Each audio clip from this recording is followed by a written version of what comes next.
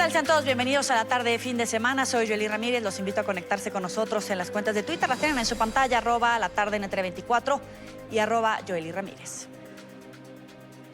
Donald Trump celebró un encuentro histórico con el líder del régimen de Corea del Norte, Kim Jong-un, en la zona desmilitarizada que separa la península coreana. Es el primer presidente de Estados Unidos en pisar suelo norcoreano. La zona desmilitarizada que divide la península coreana fue el escenario para un encuentro histórico. Donald Trump se convirtió en el primer presidente en pisar suelo norcoreano luego de que Kim Jong-un lo invitara a cruzar la frontera. El mandatario estadounidense cruzó el límite que marca la separación entre las dos Coreas en el pueblo de Panmunjom, donde fue firmado el armisticio de 1953.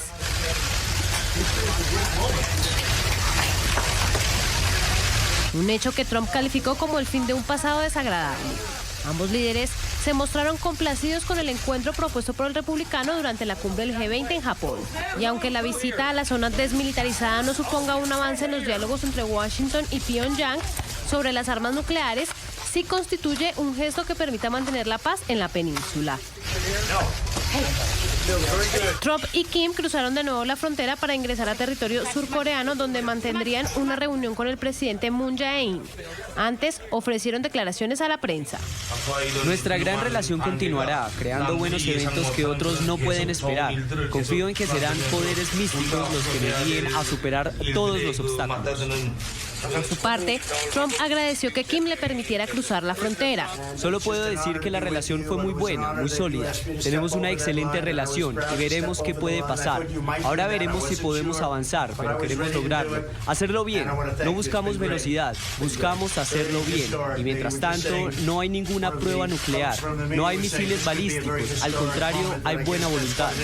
La desnuclearización de la península fue el tema principal en la reunión con el presidente surcoreano, que posteriormente acompañó a Kim Jong-un hasta la frontera. Al fin del encuentro, el mandatario estadounidense anunció que las negociaciones entre ambos países sobre el programa nuclear norcoreano se reanudarán en las próximas 2 o 3 semanas.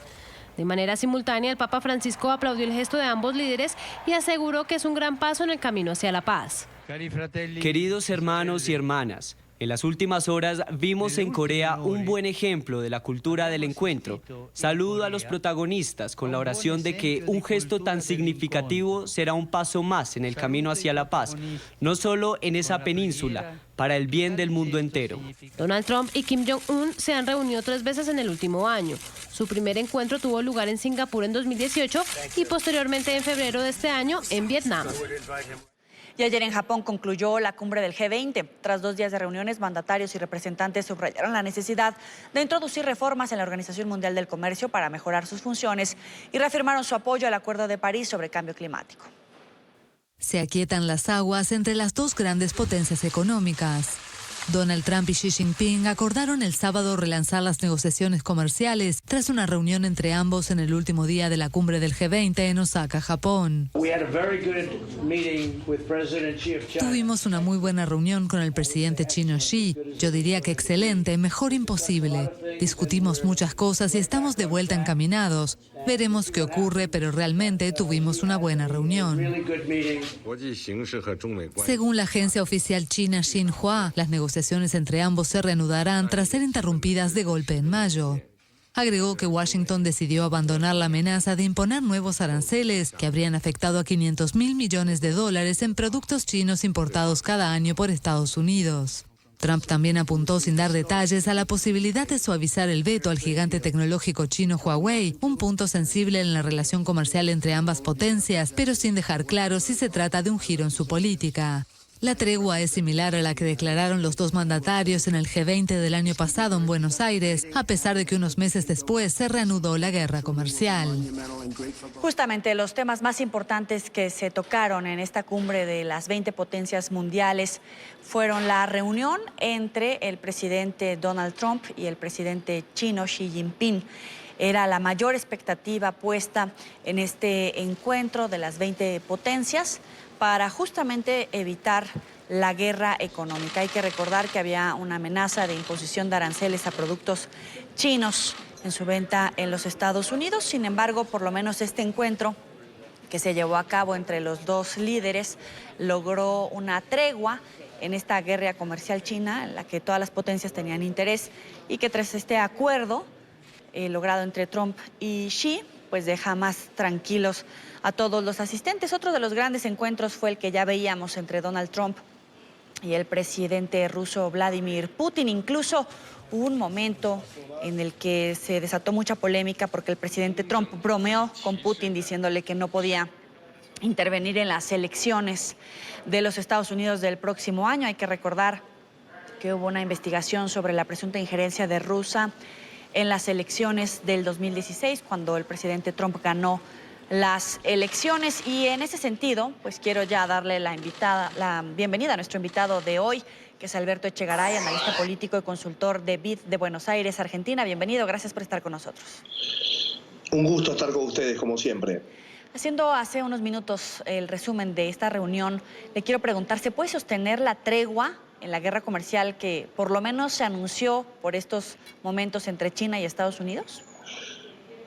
Bueno, la tregua se dio en un marco donde hay que entender cuáles son hasta ahora las negociaciones. Por un lado, los aranceles que se iban a levantar al 25% no se levantaron, quedaron en el 10%. Por otro lado, Estados Unidos se asegura la compra de productos de agricultura, productos industriales y de energía por parte de China. Este es uno de las claves en la negociación. Y lo que más resonó obviamente fue lo de Huawei, en donde todavía no se sabe cuándo va a quedar fuera de las listas que están vetadas por el Tesoro norteamericano, para que así pueda también China comprar productos en los Estados Unidos y seguir adelante con su estrategia comercial a través de Huawei. No nos tenemos que olvidar que la balanza comercial de China a Estados Unidos, estamos hablando de unos 400.000 millones de dólares en juego, ¿no? ¿Y cuáles serían las claves para que esta tregua se mantuviera y lograra mayores resultados? Las claves tienen que ver, por un lado, en el consumo de China y la balanza comercial, cómo puede ser menos deficitaria para los Estados Unidos. Y el segundo punto tiene que ver con elementos tecnológicos, sobre todo la guerra que hay en el 5G y la supremacía china y la estrategia china a nivel global de la adopción del 5G por distintos países. De hecho, durante el G20 China estuvo reunido con distintos países en donde les pedía, de alguna forma, en la adaptación del 5G en diversos países. Pero esto es uno de los puntos álgidos que hay en esta negociación. Y por el otro lado, obviamente, la adopción y la compra de estos productos, sobre todo productos de agricultura, como dije antes, compra de energía y todo lo que son productos industriales. Aquí son los puntos de negociación básicos que tuvo en cuenta Trump para poder llegar a este acuerdo con Xi Jinping. ¿Y hay buenas noticias sobre Irán o cuáles son las grandes conclusiones de esta cumbre? Bueno, la tensión sobre Irán pienso que se ha dejado un poco de lado. Se ve claramente la alianza de Estados Unidos con Arabia Saudita. Vemos un Hassan Rouhani dispuesto a seguir adelante con distintas acciones. Vimos desde el ataque al barco japonés, la intervención del primer ministro, el dron, el ataque hacia el dron, y luego la enunciación de Donald Trump de los ciberataques y cómo poner la fuerza de los Estados Unidos en defensa y en una posición de ataque también contra el sistema iraní. Yo pienso que está basado todo en que nadie quiere la guerra, pero de alguna forma u otra ambas partes, tanto Estados Unidos como Irán, se están moviendo hacia allí. Y todo tiene que ver con un acuerdo que se hizo hace apenas 4 años por temas nucleares, el cual tiene diferentes puntos que son bastante laxos, y la intervención también, por otro lado, de Europa, que no quiere seguir adelante con bloqueos comerciales y no quiere tomar la postura de Estados Unidos porque Irán sigue siendo un socio comercial muy fuerte para distintos países de Europa. Y allí tenemos esta tensión, la cual nadie sabe cómo arreglar, pero se mueve claramente todo esto hacia una guerra. ¿Y el pacto de cambio climático que lograron estas potencias sin Estados Unidos se queda corto? Claramente. Bueno, Estados Unidos es uno de los principales países que influye sobre el cambio climático. La falta de la presencia de Estados Unidos es vital para lograr un pacto global y realmente tratar este tema con la seriedad que se merece. Me parece que no se avanzó, dado que la presencia de Estados Unidos es muy importante, entonces los países no toman con la misma seriedad avanzar sobre estos puntos vitales para el planeta sobre el tema del cambio climático. Aprovechando que estás con nosotros, quisiera abordar otros temas igual de importantes. Trump pisó suelo norcoreano. Más allá de la foto histórica que quisiera analizar un poco más adelante, ¿este encuentro se puede traducir en un paso hacia un acuerdo puntual de desnuclearización y paz en la región? Bueno, me parece que es el primer paso. La persona que tuvo mucha influencia en todo esto fue Putin, en la reunión que tuvo con Donald Trump y el acercamiento de las posiciones con Corea del Norte. Me parece una muy buena decisión del presidente haber viajado a Corea del Norte y haber iniciado nuevamente estas negociaciones acerca de la militarización y sobre todo el sacado de armas nucleares en esta área, ¿no?, tan conflictiva en el mundo. ¿Podrá lograr la paz entre Corea del Norte y el Corea del Sur? Esa es una muy buena pregunta. Pero la noticia es excelente para la región de Asia y me parece que va bien encaminado. Pero como sea, son dos países en guerra y Trump pisó, por decirlo así, la tierra del enemigo. ¿Es un antes y un después para los presidentes de Estados Unidos en 70 años? Me parece que esto ya se había visto cuando Trump estuvo reunido el año pasado en la misma zona. Es una continuación de lo anterior. No se sabe si es profundo o si realmente es maquillaje. Parecería al Trump viajar a esta zona de conflicto que se lo está tomando en serio. Es Alberto Echegaray, analista político y consultor de BID desde Buenos Aires. Gracias por estar con nosotros. Un gusto, gracias. Avanzamos. El presidente interino de Venezuela, Juan Guaidó, aseguró que no descansará hasta dar con los responsables del asesinato del capitán Rafael Acosta. Indicó además que presentarán el caso ante la justicia internacional. El mandatario interino, quien se comunicó con la viuda del militar, dijo que este homicidio vuelve a dejar en evidencia los tratos cruentos y la violación de los derechos humanos por parte del régimen madurista. Guaidó hizo un llamado a los ciudadanos a retomar las calles el próximo 5 de julio, Día de la Independencia de Venezuela, para, según él, alzar la voz contra lo que calificó de dictadura y pidió una vez más a los uniformados desconocer a Nicolás Maduro. La gran pregunta hoy no es a la dictadura, no es al régimen, es a la familia militar, a sus compañeros en armas. O es que no escuchan, desde la tumba a sus compañeros, desde sótanos recibiendo tortura. La exigencia además de un pueblo que ya no solamente quiere, sino necesita cambio, que se pongan del lado de la Constitución. Tan claramente señalados los autores intelectuales de este hecho. Luego que denunciamos desaparición, veíamos cómo el régimen, desde sus distintas instancias, montaba cuentos, seguramente para manchar el nombre de este capitán de corbeta, para manchar el nombre de sus compañeros en armas, como lo han tratado de hacer con todo el que se opone a este régimen. Por su parte, el Grupo de Lima condenó el asesinato del capitán venezolano Rafael Acosta. El Grupo de Lima repudia las continuas prácticas de detenciones arbitrarias y torturas a la que el régimen ilegítimo de Nicolás Maduro somete a quienes considera sus opositores y urge a la comunidad internacional, en especial a la Oficina de la Alta Comisionada de las Naciones Unidas para los Derechos Humanos, a actuar sin dilación para que los derechos de los venezolanos sean restablecidos y su integridad protegida. Y Nicolás Maduro rompió el silencio y calificó el suceso de lamentable. A través de un comunicado, Maduro pidió una investigación exhaustiva para determinar las causas de la muerte del uniformado. El capitán de corbeta, Rafael Acosta Arévalo, fue detenido junto a otros 6 uniformados el pasado 21 de junio, tras ser acusados por el madurismo de conspirar para asesinar a Maduro, a Cilia Flores y Diosdado Cabello. Desde Cúcuta, en la Casa del Migrante, pasaron la primera noche los 59 colombianos excarcelados en Venezuela. Los liberados están asistiendo a chequeos médicos para determinar las condiciones de salud y luego empezar a retornar a las ciudades de origen. Yorman Leal con la información. Adelante. Hola, buenas tardes. Pues la situación de los 59 colombianos que fueron deportados desde Venezuela el día de ayer, por el momento es buena. Pues ellos han recibido atención médica por parte de la Cruz Roja Colombiana. También pudieron pasar la noche en la Casa del Migrante. Noticias RCN y NTN 24 ha estado acompañando desde el momento en que cruzaron la zona de frontera hacia territorio colombiano a todos estos 59 connacionales.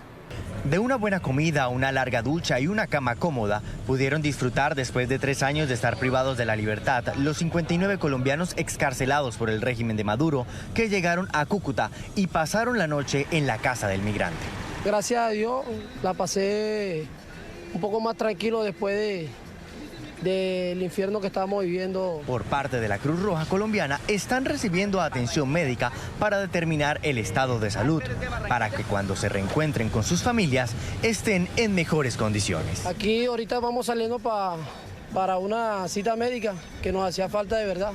Poco a poco los colombianos salieron de la Casa del Migrante a los chequeos médicos. Otros aguardan su turno, como Henderson González, quien está ansioso por salir y reencontrarse con su mamá Edith Barrios en Barranquilla, quien lo espera para darle ese gran abrazo que hace años no le da. Pero la felicidad no es solo para estos 59 deportados, también para sus familias que se encuentran en distintas regiones de Colombia, como por ejemplo la familia de Germán Espitia, quien lo espera con los brazos abiertos en Cartagena. Finalizan 3 años de angustia e incertidumbre para los familiares de Germán Espitia, un colombiano de 33 años a quien le fue arrebatada su libertad, siendo señalado por el régimen de Nicolás Maduro de mercenario y paramilitar. Estamos esperándolo para abrazarlo con todo, porque primera persona que tenemos detenido así como estaba él pasando tanto trabajo allá en Caracas. Lo que comenzó varios años atrás como una oportunidad de superación en el vecino país fue para Germán y su familia una pesadilla de la que hace pocas horas pudieron despertar. Pero con la esperanza de que él viniera para aquí, que viniera a reunirse con nosotros. Según sus familiares, el cartagenero fue hallado sin documentos por integrantes de la Guardia Venezolana. Por eso fue señalado como paramilitar. Muy malas las condiciones. No pasé hacia adentro, hacia donde lo tenían. Estuve solo en una cancha ahí y no era bueno el ambiente que vi ahí. Ahora la familia de Germán espera con ansias que él llegue a la ciudad de donde partió buscando prosperidad. Por lo pronto, cada uno de estos colombianos se ha podido comunicar vía telefónica con sus familiares y están a la espera de terminar algunos trámites, los chequeos médicos que duran entre 3 y 4 horas por cada uno para poder evaluar en su totalidad el estado de salud. Así que ellos están esperando que ya sea mañana o el próximo martes puedan empezar a salir desde Cúcuta hacia sus regiones de origen. Pues esta es la información que les presentamos desde la capital de norte de Santander, en la frontera con Venezuela. Para NTN 24, Yorman Leal. Continúen ustedes con más información en nuestro Centro Internacional de Noticias. Gracias, Yorman. Y el gobierno de Chile trasladó a decenas de venezolanos varados en la frontera hasta consulados en Perú y Bolivia. Tras imponer nuevas medidas para el ingreso de migrantes venezolanos a su territorio este sábado, funcionarios del gobierno de Sebastián Piñera despejaron el paso fronterizo de Chacayuta. Allí, en carpas, permanecían los venezolanos a la espera de que se les tramitara el ingreso al país. Las 120 personas fueron trasladadas hasta los consulados chilenos en las ciudades de Tacna y La Paz, donde podrán iniciar los trámites para solicitar la visa de responsabilidad democrática que les permitirá transitar regularmente por Chile. Según el Ministerio del Interior, los venezolanos están recibiendo ayuda humanitaria y alojamiento. Además, cuentan con el apoyo de organizaciones civiles. Se le pide a la gente del PDI, de aquí, del punto fronterizo, de que se apiaden de nosotros y nos permitan el ingreso como refugiados, porque actualmente eso es lo que nosotros somos desplazados a nivel mundial y por eso estamos pidiendo la calidad de refugiados. Estamos acá en frontera con un grupo de venezolanos de 210 personas prácticamente. ¿Qué le pedimos al pueblo chileno? Receptividad, mucha receptividad, porque vamos dispuestos a trabajar, a hacer bien. Somos gente buena, gente que de verdad somos proactivos, somos profesionales. Continuamos con más información. Los cuerpos de Óscar Alberto Martínez y su pequeña hija Valeria, quienes murieron ahogados cuando trataron de cruzar el río Bravo en la frontera entre México y Estados Unidos, regresaron este domingo a El Salvador. Una tragedia que sin duda provocó la indignación mundial. Por razones de logística, las autoridades decidieron transportar por tierra desde Matamoros, México, los cuerpos de las dos nuevas víctimas de la migración. Los cuerpos ingresaron al país por la frontera de La Achadura, a 90 kilómetros al oeste de la capital salvadoreña. Los cuerpos serán velados en una ceremonia privada a la que solo asistirán familiares. Y miles de migrantes se ven obligados a esperar en México mientras en Estados Unidos se decide sobre su solicitud de asilo. Por esta causa, muchos de ellos pierden la motivación y deciden regresar a sus países de origen. Aseguran que la situación no es nada fácil. El informe es de nuestra cadena aliada, la Deutsche Welle. Isabel es guatemalteca y cruzó México junto a su hija a comienzos de marzo. Aguardó un mes para recibir turno y presentar su solicitud de asilo en Estados Unidos. Mientras se gestiona la solicitud, tiene que esperar de nuevo en México. 4 meses de espera total se le hacen muy largos. Nos faltó mucha información acerca del número, porque nos decían que con el número íbamos seguras, que íbamos a entrar de forma legal y que por estar dando tiempo a que saliera el número, o sea, las cosas se nos iban a facilitar. Pero no fue así. Al otro lado de la frontera la espera su hermana y el deseo de un mejor futuro. Pero ya no puede soportar más tiempo en este albergue sin trabajar y en un país que considera más peligroso que el suyo. La próxima cita migratoria la tiene a finales de julio, pero prefiere regresar cuanto antes a Guatemala. Yo sí me voy a devolver. Sí. Bueno, mi hermana es la que me va a recibir, me iba a recibir a mí allá, pero ella me dice que espere, que las leyes podrían cambiar, que esto y que lo otro, pero no, yo le digo que parece que ya perdí la fe. La devolución en masa de centroamericanos por parte de Estados Unidos ha desbordado este albergue Casa Migrante donde se aloja Isabel, como cuenta su coordinadora. Se ha manejado hasta 200, 500 personas retornadas de cita, entonces obviamente no podemos recibirlas a todas por falta del mismo recurso.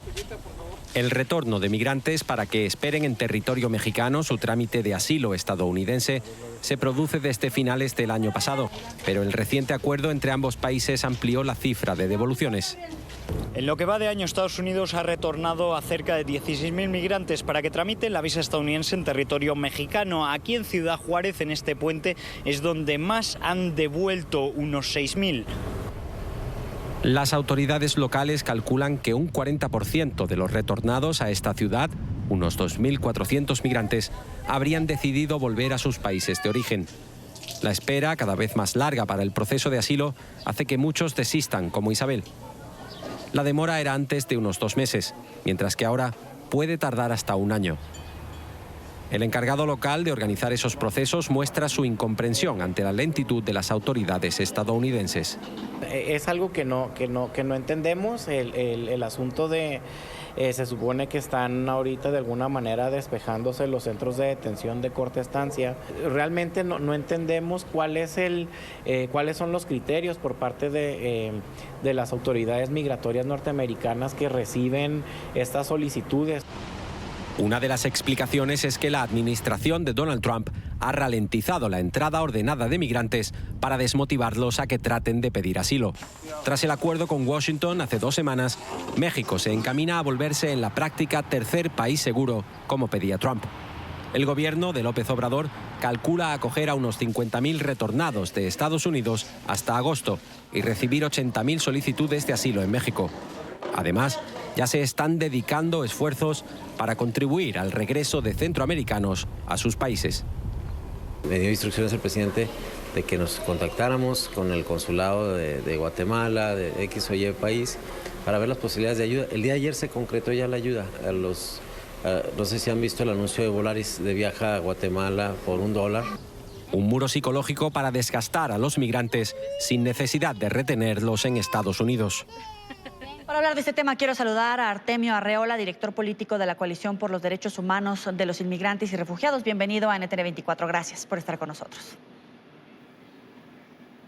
Muchas gracias por la invitación y poder compartir con ustedes. ¿Está Estados Unidos utilizando a México para hacer un filtro migratorio? No, eso es real. O sea, esa es la intención del presidente Trump. Es, número uno, convertir a México en su policía del sur. Él siempre ha hablado de que México va a pagar por el muro y yo creo que ya lo está haciendo un muro humano fronterizo con la frontera sur con México, y es la verdadera intención. Ahora, Trump tuvo una brillante idea de poder asustar, no sé hasta dónde fue real, pero en México se asustó con la alza de aranceles a los productos mexicanos, y obvio se dio todo. En ese ceder todo quiero decir que la militarización de la frontera sur se ha intensificado porque ya existía. Entonces eso ha venido a traer esta contención en el frontera sur de México. ¿Y México tiene la infraestructura física y económica para atender a estos migrantes que esperan respuesta a su petición de asilo en Estados Unidos? Yo no estoy tan seguro que vaya a poder dar todo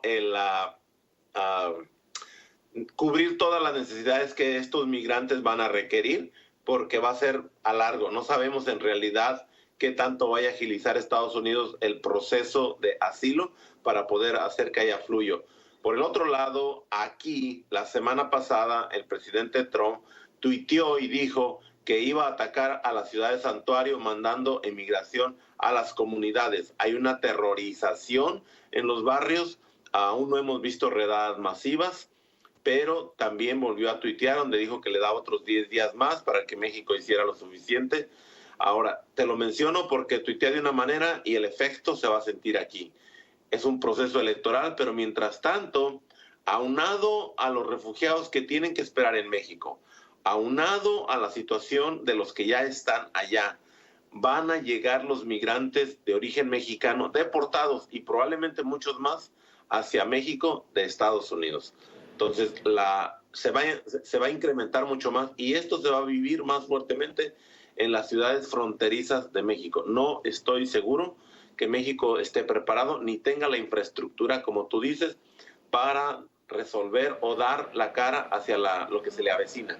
¿Pero este gasto sería compartido con Estados Unidos? Bueno, no solamente el gasto. Yo creo que aquí hay que ver primero, creo que la propuesta de México es buena en cuanto a tengamos que resolver de raíz el verdadero problema. Y el problema está en solucionar en los lugares expulsores de migrantes, generando oportunidades y mejorando el bienestar. La gente está saliendo por la violencia y porque no hay oportunidades de Centro y tal vez de algunos países de Sudamérica.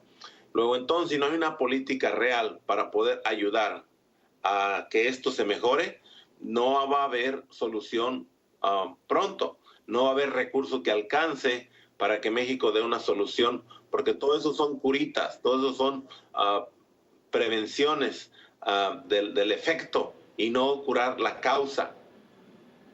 Señora Arreola, ¿México es un lugar seguro para aquellos migrantes que huyen de la violencia y la pobreza en Centroamérica?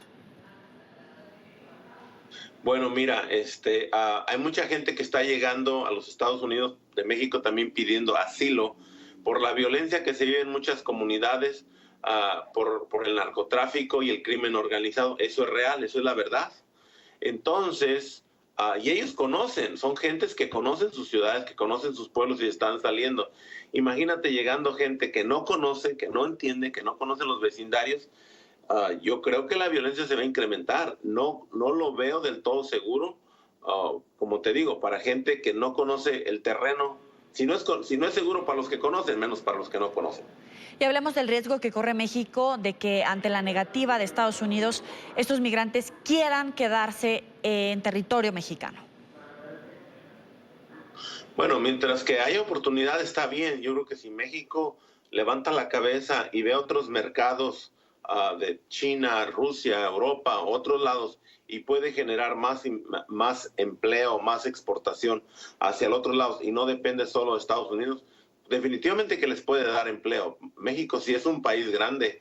Lo que sí es real que para el momento, en este momento, a hoy, no hay los suficientes empleos para los mexicanos que viven allá, menos para los que ya están. Entonces, eso puede generar una violencia interna por la lucha de recursos. Y eso ya está, esto que te estoy diciendo, ya está a flote. Ya le están diciendo al actual presidente que cómo da condiciones a otros sin primero resolver los de ellos.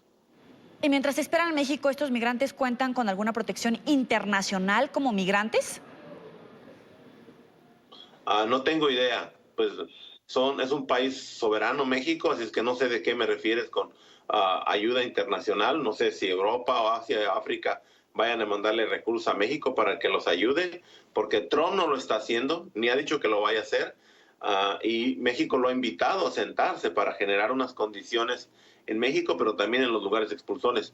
Y Trump no ha cedido, y ni creo que lo vaya a hacer durante el año electoral, porque todos estos ataques los está haciendo para reelegirse. Entonces no creo que él vaya a querer verse débil, o verse vulnerable, o verse flexible hacia los migrantes, sino al contrario, trata de verse más malo, y en realidad solamente un sector de la población, pero él está apostando que con esa pueda ganar. Le agradezco a Artemio Arreola, director político de la Coalición por los Derechos Humanos de los Inmigrantes y Refugiados. Gracias por estar con nosotros. Un placer, y pues aquí estamos. Hasta luego.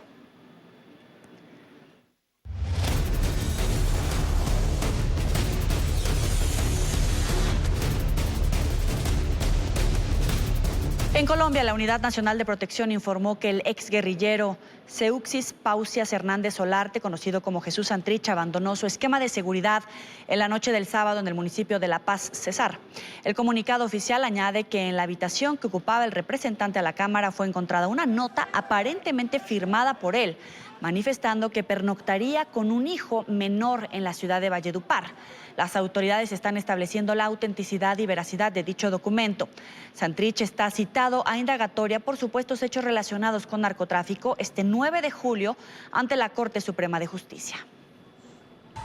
Al señor Seuxis Pausias Hernández Solarte, conocido como Jesús Santrich, le fue asignado un esquema de seguridad por parte de la Unidad Nacional de Protección en su condición de representante de la Cámara por el partido político FARC.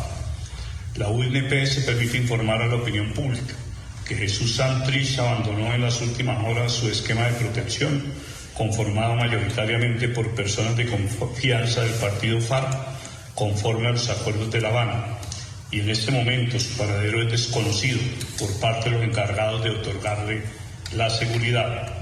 Jesús Santrich abandonó su esquema de seguridad violando los protocolos establecidos por la UNP. Jesús Santrich se encontraba en la noche de ayer en el espacio territorial Tierra Grata en el corregimiento San José de Oriente, ubicado en el municipio de La Paz, Cesar. Según el reporte de los integrantes de la UNP encargados de su seguridad, el protegido no se encuentra en dicho espacio territorial. En la habitación que ocupaba fue encontrada una nota aparentemente firmada por Jesús Santrich, manifestando que pernoctaría con un hijo menor en la ciudad de Valledupar. Las autoridades están estableciendo la autenticidad y veracidad de dicho documento. La UNP ratifica la disponibilidad del esquema de protección y le solicita al señor Santrich que se contacte en forma inmediata con este despacho o con los integrantes de su dispositivo de seguridad. Dado que Jesús Santrich es un protegido de alto riesgo, se solicita a las autoridades notificar cualquier información relacionada con su paradero con el fin de restablecer de inmediato su protección. Quiero saludar a John Torres, editor de Mesa Central de la Casa Editorial El Tiempo. Gracias por estar con nosotros. Hola, buenas tardes. Le quiero preguntar, ¿se le fugó a las autoridades? Porque el ahora congresista estaba citado a indagatoria el próximo 9 de julio por una investigación por narcotráfico. ¿Se les fugó o ante qué escenario estamos? No, en este momento es apresurado aventurar cualquier hipótesis, pero indudablemente sí hay una gran duda sobre el paradero de Santrich y sobre todo lo que esto significa en cuanto a la JEP misma, la legitimidad de la JEP, porque desde diferentes voces, desde diferentes sectores había voces que advertían sobre había voces que advertían sobre la situación de Santrich y el riesgo de que se fugara. Y en ese orden de ideas, pues hay un problema muy grande y hay que esperar de todos modos a que haya noticias concretas. En este momento decir que se fugó es apresurado, pero claramente la actuación de Santrich no parece ser muy clara y no parece ser muy acorde con lo que es el proceso de paz en Colombia. Es un protegido de alto riesgo. ¿Él podía abandonar a su esquema de seguridad? Es decir, ¿puede moverse por el territorio colombiano sin necesidad de reportar a las autoridades? En este momento Jesús Santrich no tiene ningún tipo de restricción a la libertad porque la Corte Suprema de Justicia, que es la que tiene el caso por narcotráfico por el que está siendo investigado, lo que hizo fue citarlo a indagatoria, pero no le aplicó ningún tipo de medida cautelar. O sea, él puede moverse. No está establecido que se mueva sin su protocolo de seguridad, pero en principio esta prevención es más para su propia seguridad que por algún tipo de riesgo de fuga. Y en ese orden de ideas, pues lo que ha hecho es violar los protocolos, no ha violado la ley hasta ahora porque no tiene una medida cautelar encima, no tiene una medida de restricción de movilidad encima, pero claramente lo que está pasando sí es totalmente irregular y totalmente es un mensaje que complica aún más la situación de claridad frente al proceso de paz. Santrich es una persona polémica que además está investigada por narcotráfico, que es lo que lo tiene aquí en este momento, que ha acostumbrado mejor a los colombianos a provocar duras reacciones y esta actuación claramente no contribuye a generar confianza, porque él había asegurado que iba a estar siempre muy pendiente del proceso, que iba a cumplir. La justicia colombiana le ha brindado todas las garantías, al punto tal que incluso lo dejó salir libre, y en este momento no sabemos realmente qué fue lo que pasó con él. El partido FARC está a punto de hacer un pronunciamiento, los abogados de Santrich, con los que ya hablamos en el tiempo, pues dicen que no tienen ninguna idea de la situación de su protegido, y esto lo que genera son muchas incertidumbres, porque este sitio de concentración de guerrilleros de las FARC está muy cerca del territorio venezolano, y desde un primer momento siempre ha habido muchas dudas con respecto a que Santrich eventualmente pueda tomar el camino de Venezuela, que se supone fue lo que hizo Iván Márquez. Le quiero agradecer a John Torres, editor de Mesa Central de la Casa Editorial El Tiempo, por estos minutos para la tarde de NTN 24. Vale, un abrazo. Hasta luego. Ayer finalizaron los cuartos de final de la Copa América Brasil 2019. Brasil, Argentina y Perú-Chile serán las llaves que definirán las finalistas de esta nueva edición. La sorpresa de esta última jornada fue la selección peruana. El equipo dirigido por el estratega argentino Ricardo Gareca venció al elenco uruguayo desde los lanzamientos del punto penal después de un aguerrido empate. Por otro lado, esta semana el presidente Iván Duque confirmó que la final de la Copa América 2020 se jugará en Colombia. Esto después de una conversación, el presidente de la Conmebol, recordemos que esta edición se jugará entre Argentina y el país cafetero. Quería confirmarles a ustedes que la final de la Copa América 2020 va a realizarse en Colombia, como ha sido uno de los grandes anhelos de todos nosotros. Quiero saludar a Sara Bello, periodista deportiva de La Rubia y La Morena. Gracias por estar con nosotros. Muy buenas tardes, Joel, y gracias por la invitación. Perú fue la gran sorpresa, pero ¿puede dar más? Yo creo que sí, creo que esta Copa América ha dado esas sorpresitas que de pronto uno no esperaba y por qué no Argentina podría salir campeón. De hecho, Argentina fue el único que pasó directo sin penales. ¿Tú crees que con Messi puede lograrlo? Yo creo que sí. Creo que los argentinos van a sacar la garra que tanto se conoce y, por supuesto, las ganas de ganar este duelo. Ahora, Brasil y Argentina es el clásico sudamericano. ¿Será esta la gran oportunidad para que aparezca Messi?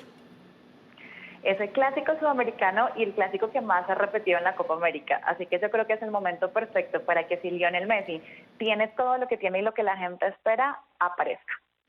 Y Perú-Chile, el clásico del Pacífico. Chile es el favorito, pero ¿crees que los peruanos pueden dar la sorpresa? Ya dieron un poco la sorpresa eliminando a un Uruguay que para mí era el candidato número 1 a salir campeón. Y teniendo la dirección técnica del Tigre Gareca, creo que es muy probable que puedan complicarle bastante la vida a Chile. ¿Por qué no? Hacer lo mismo, esperar hasta penales y ya que se defina como debe ser. Para muchos dicen que Brasil va de bajada y Argentina de subida. ¿Será? Creo que es una buena definición.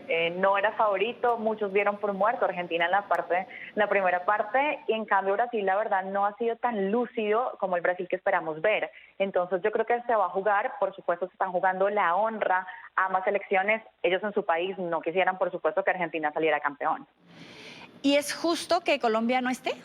¿Se lo merecía? El fútbol no es justo, el fútbol no es hablar de justicia. Si hablamos de justicia le tenemos que sacar y irnos a otro deporte. Entonces, creo que Colombia hizo algo muy bueno en la fase de grupos, pero en el partido definitivo, en las llaves de mata-mata, como uno dice, no hizo lo que debía hacer, no jugó bien. Chile igual nos ha eliminado 4 veces de Copa América, entonces también que el señorío, digamos que es muy claro ahí. Para concluir, las grandes decepciones hasta el momento. Las grandes decepciones, yo creo que esté fuera tanto Colombia como Uruguay. Te agradezco, Sara Bello, por estos minutos para la tarde. Gracias a ustedes, un abrazo. Y antes de finalizar, ¿se imagina usted un bus que pueda andar por sí solo? En Australia, una empresa ha logrado crear vehículos autónomos para el servicio de las personas en universidades. Este transporte estará en condiciones de prueba durante 5 años. Este es un informe de La Voz de América. El sur de Australia fue el primero en permitir que vehículos sin conductor, como este, fueran puestos a prueba junto con conductoras regulares. Ahora, Mark Borsale, de la organización de automovilismo más importante del estado, dice que es hora de que las leyes se pongan al día con la tecnología. Estos están operando bajo condiciones de prueba, por lo que tienen exenciones de la ley para poder operar.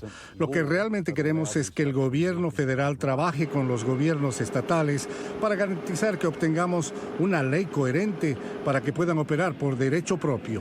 Muy pronto, señala, los autobuses autónomos de este tipo podrían utilizarse en residencias para jubilados, aeropuertos y en el transporte público. Por ahora se está probando en las carreteras de la Universidad de Flinders en Adelaide. En el futuro podrán hablar con semáforos, entrenar señales para tomar mejores decisiones, y esa es la infraestructura de la cual son responsables los gobiernos estatales y federales. Un reciente estudio de la RAA muestra que la mayoría de los encuestados piensa que los vehículos autónomos podrían mejorar la independencia de los jóvenes, los ancianos y las personas con dificultades de movilidad. Alrededor de la mitad dice que se sentirían seguros al compartir la carretera con un vehículo autónomo y como pasajero. Más de la mitad dice que usaría uno si no pudieran conducir manualmente o estuvieran fatigados. Así llegamos al final. Recuerde seguirnos en Twitter. Estamos como La Tarde en E324 y mi cuenta personal como @Yoli Ramírez. Feliz semana para todos. Pásela muy bien.